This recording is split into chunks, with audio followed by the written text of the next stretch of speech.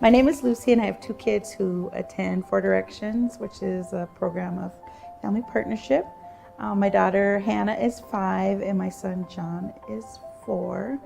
And they've been at the program for 2 years, this coming May. It's really important to us to have a holistic, integrated approach to helping kids and families interrupt two-generational poverty. And so we do that through counseling, education programs, and advocacy, because so many things that get in the way of kids getting ready for kindergarten or parents being able to keep a job or stay in housing, the problems are complex. They're mental health issues, they're developmental and social issues. And so by having our early childhood education and care and our parent development and education and mental health services, we can take a comprehensive, holistic approach to helping people solve their problems. Both of them are really great, bright kids. My little guy, he was a preemie, so he had a little bit of delay stuff, and right away entering the program, they were both screened, and they have really great program of speech therapy, occupational therapy, and behavioral health. And my little guy, he gets occupational therapy, and really nice staff who are really open and catch me in the hall and tell me about all the great things he does. And I've gone to observe some of his therapy sessions, and it's really eye-opening to have that opportunity to see where he's at and how much he's grown. If we see an issue with a child, I immediately talk to Diane or to Marilyn and say, this is what's going on. What do we need to do to remediate this, to help this child?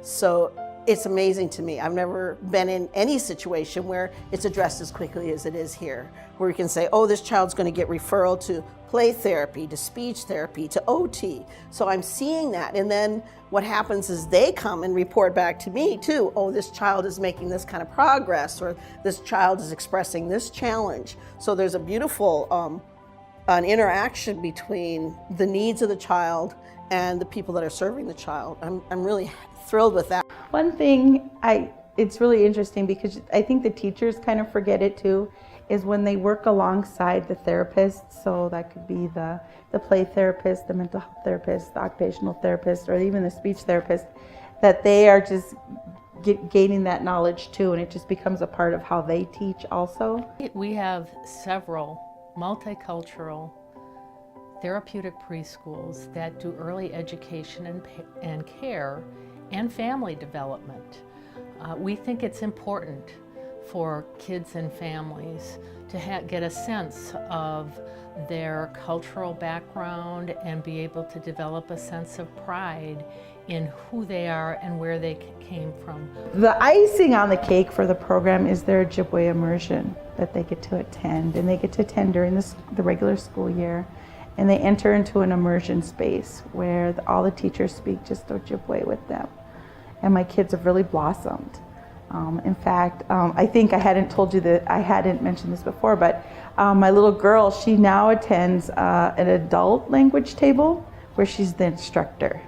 I'm here at Family Partnership, and I love being here because I see the kids grow and thrive with support and love, and the reigniting of their understanding and their internal grasp of that they're Native kids, and they come up with this, hearing the language, living in the language, knowing that the language is embedded in the culture and the culture is embedded in the language. They get the opportunity to regain some of that's inside of them.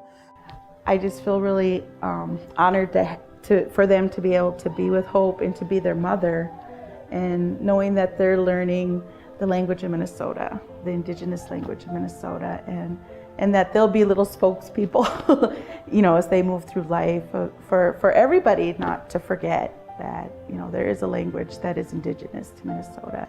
The kids in the classroom know that we have songs that were helpful for healing. We have ceremonies, we can smudge, we can do things to help heal each other and to help hold each other dear. So there's ways in the culture that support each other, not just our physical beings, but our hearts and our spirits. As we come to this classroom, We build a family. It's like a little family here. And the kids know that. They know that.